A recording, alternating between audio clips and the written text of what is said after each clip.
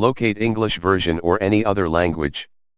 In this tutorial you are going to learn how to install English version for 64-bit system type. To check your system type, go to Start menu and type System. Select System. Check your system type on the resulting window.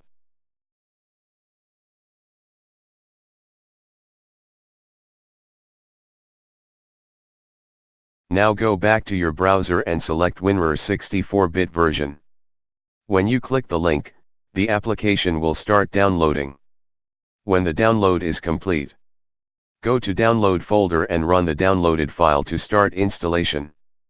Follow all the steps for installation by choosing your desired features and options until you finish.